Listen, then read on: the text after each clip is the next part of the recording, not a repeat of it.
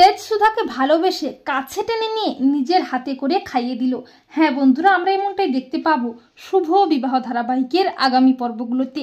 তেজ সমস্ত মান অভিমান ভুলে সুধাকে ভালোবেসে কাছে টেনে নিয়ে সারা রাত ধরে সুধার সেবা যত্ন করে সুধাকে সুস্থ করে তুলতে থাকে। এমনকি সুধা ঘোরের মধ্যে তেজকে জড়িয়ে ধরে বলে, আমি কাউকে ঠকাইনি, আমি মিথ্যাবাদী নই, আমি আমার স্বপ্ন পূরণ করে পরিবারের পাশে থাকতে চাই।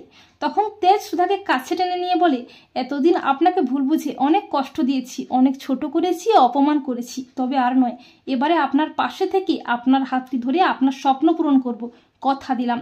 এরপর তেজ সুধার জন্য খাবার বানাতে যায় রান্নাঘরে, কিন্তু কি খাবার বানাবে বুঝতে পারে না।